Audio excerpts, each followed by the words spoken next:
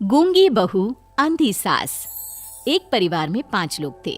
ओम प्रकाश, उनकी पत्नी सुमित्रा, बहू भावना, बेटा राहुल और एक थी उनकी बेटी प्रियंका।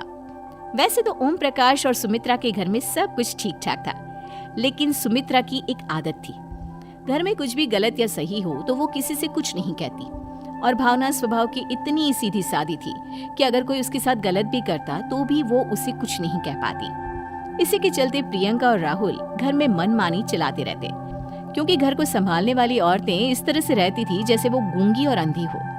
माँ, मैं अपनी सहेलियों के साथ पिकनिक पर जा रही हूँ। ठीक है बेटा, चले जाओ। और मुझे आने में रात हो जाएगी, देर से ही आऊंगी मैं। अच्छा, कोई बात नहीं बेटा।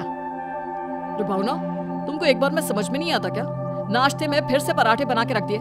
कितनी बार तुमसे कहा है कि मेरे लिए ढंग का नाश्ता बनाया करो। ठीक है जी, आगे से ध्यान रखूंगी। अरे ये बहू से किस तरह से बात कर रहे हो तुम राहुल? अरे तो और क्या करूं पापा, इसको कहीं बात एक बार में समझ में ही नहीं आती। सुमित्रा, तुम अपने बेटे को समझाती क्यों नहीं? बहू से बात करने का ये क्या तरीका है? अरे जिसकी जैसी मर्जी आए करो, मुझे क्या। भावना बेटा, तुम भी तो कभी कुछ कहा करो। इस तरह क्यों सबकी बातें सुनती रहती हो? कोई बात नहीं पापा जी, सब ठीक है।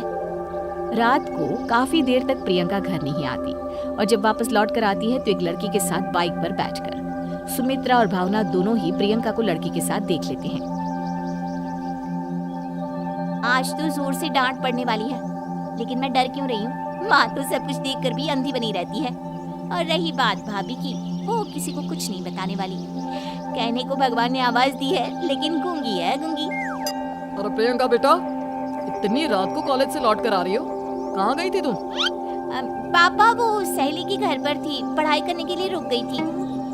अच्छा, ठीक है, जाओ अपने कमरे में जाओ और सो जाओ। सुमित्रा ने अपनी बेटी को एक लड़की के साथ इतनी रात को आते देखकर भी उससे कुछ नहीं कहा और भावना ने भी इस बारे में किसी से कोई बात नहीं की। कुछ दिनों के बाद मामा जी का फोन आया था। उन्होंने प्रियंका के लिए कोई रिश्ता ढूंढा है। लड़के वाले उसे देखने आ रहे हैं। अरे मुझे नहीं करनी शादी वादी, किसी लड़की को बुलाने की कोई जरूरत नहीं है। ये तुम क्या कर रही हो प्रियंका बेटा? तुम्हारी शादी की उम्र हो चली है और तुम्हारे मामा जी ने बहुत अच्छा रिश्ता बताया है।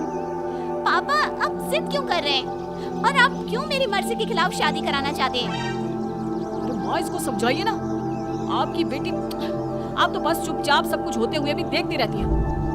अरे तो क्या कहूँ, और मेरे कहने से क्या हो जाएगा? वैसे भी गलत क्या हो रहा है, सब कुछ सही तो है। भावना बहू, देखो तो प्रियंका हमारी बात नहीं समझेगी, लेकिन वो तुम्हारी हम उम्र है। क्या पता तुम्हारे कहने से उसे कुछ समझ में आ जाए। नहीं पापा जी, मेरे कहने से कुछ नहीं होगा। मैं प्रियंका को कैसे समझा सकती हूँ? वो ननद है मेरी, कहीं मेरी किसी बात का बुरा मान गई तो? सुमित्रा और भावना में से कोई भी प्रियंका को कुछ नहीं समझाता। इस बात से राहुल और ओम प्रकाश जी दोनों ही परेशान हो जाते हैं। और फिर जब लड़का प्रियंका को देखने के लिए आता है, मुझे आपकी बेटी बहुत पसंद है, मैं उसके साथ शादी करने के लिए तैयार हूँ। देखो, मुझे तुमसे शादी नहीं करनी, और ये बात जितनी जल्दी समझ में आ जाए अच्छा रहेगा। तो फिर आप लोगों ने मुझे यहाँ बुलाया ही क्यों? माफ कर दो बेटा, वो हमारी बेटी जरा गुस्से में है, हम उसे समझाने की कोशिश करते हैं। हाँ, देखिए आप नाराज मत होइए, वो तो उसने बस ऐसे ही कह दिया होगा। अरे कोई ऐसे ही कुछ कहता है क्या? और ये आपकी पत्नी और माँ, ये दोनों इस तरह चुपचाप क्यों बैठे हैं, जैसे इस घर के मेंबर ही ना हो? आपके घर में सब कुछ ठीक तो है ना? अरे सब कुछ ठीक है बेटा। सुमित्रा, समझाओ ना अपनी बेटी को। अरे क्या समझाऊं, क्या होगा समझाने से? सब ठीक ही तो हो रहा है, गलत क्या हो रहा है? भावना, प्रियंका को अंदर लेकर जाओ और उससे समझाओ कि कितना अच्छा रिश्ता है, इतना अच्छा लड़का है, इस तरह से बिहेव ना करे। नहीं जी, मैं किसी से कुछ नहीं कह सकती जी। ये अजीब परिवार है, मुझे तो यहाँ से निकलना पड़ेगा। इस तरह से तो आपकी बेटी की शादी किसी से नहीं हो सकती। जिसके घर की औरतें गूंगी और अंधी बनकर बैठ जाए, उस घर का कुछ नहीं हो सकता। ओम प्रकाश और राहुल सुमित्रा और भावना की हरकतों की वजह से बहुत परेशान हो जाते हैं। एक दिन वो दोनों आपस में बात करते हैं। बस समझ में नहीं आता कि भावना और माँ को कैसे समझाया जाए। सही कहते हो बेटा, तुम और मैं काम के सिलसिले में सारा दिन घर के बाहर रहते हैं और घर की दोनों औरतें जिन्हें सारा घर संभालना चाहिए, गूंगी और अंधी बनकर बैठी हैं। पापा, आप ही बताइए इसका क्या उपाय है? मेरी तो कुछ समझ में नहीं आती बेटा, लेकिन हमें कुछ तो करना पड़ेगा, क्योंकि इन सब की वजह से प्रियंका बहुत ज्यादा बिगड़ती जा रही है। तुमने देखा उसने किस तरह से बिहेव किया था। लेकिन पापा हम करेंगे क्या? हमें एक नाटक करना पड़ेगा। कुछ दिनों के लिए हम भी गूंगे और बहरे बन जाते हैं, उसके बाद इन दोनों औरतों को अकल आएगी। हाँ पापा, शायद आपकी बात ठीक है। हम दोनों हर बार बात को संभाल लेते हैं और इसी वजह से माँ और भावना कुछ भी करने की कोशिश ही नहीं करती। और फिर अगले दिन, भावना, नाश्ते में क्या बनाया है? जी पराठे बनाए हैं। मेरे लिए पोहा बना दो। अच्छा जी ठीक है, अभी बना देती हूँ जी। बहू, नाश्ते में क्या बनाया है? पापा जी पराठे हैं और पोहे बन रहे हैं। अरे बहू, मुझे तो उपमा खाने का मन था, मेरे लिए उपमा बना दो। ठीक है पापा जी, अभी बना देती हूँ। भाभी जल्दी से जरा मेरा कॉलेज का टिफिन तो पैक कर देना। और सुनो, मुझे ना भिंडी की सब्जी खाने का मन है। सुमित्रा चुपचाप बैठी बैठी सब कुछ देख रही थी। उसने किसी से कुछ भी नहीं कहा और ये देखकर भावना को मन ही मन गुस्सा आ रहा था, लेकिन वो किसी से कुछ नहीं कह रही थी। उसे लग रहा था कि ओम प्रकाश जी, जो हमेशा उसकी साइड लेते थे, वो भी आज चुपचाप बैठे हुए थे।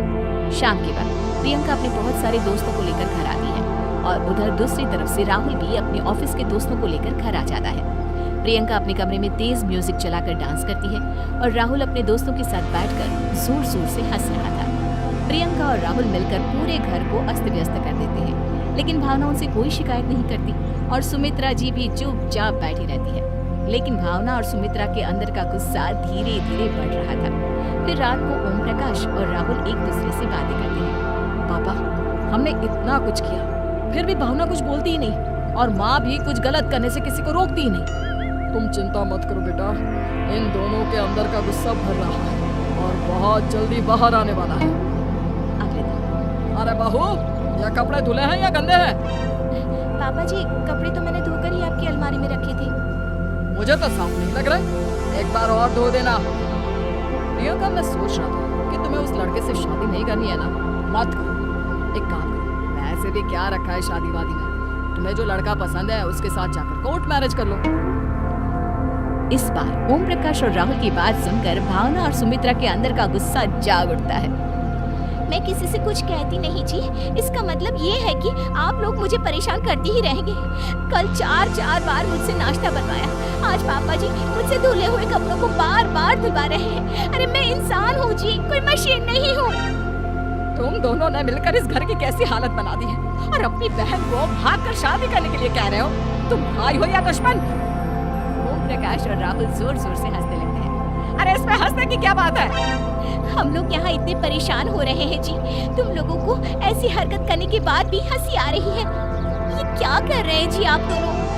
यही तो हम चाहते थे कि सुमित्रा, तुम अंधी होकर ना बैठी रहो। घर में कुछ भी गलत हो तो उसे रोकने की कोशिश करो। और भावना, तुम अपने साथ हो रहे गलत व्यवहार पर भी कभी मुंह नहीं खोलो। ये सही बात है। मैं चाहता था कि तुम्हारी भी जुबान खुले, तुम गलत बात का विरोध करो। गूंगी बहू और अंधी सास की ये जोड़ी इस घर में अब नहीं चलेगी।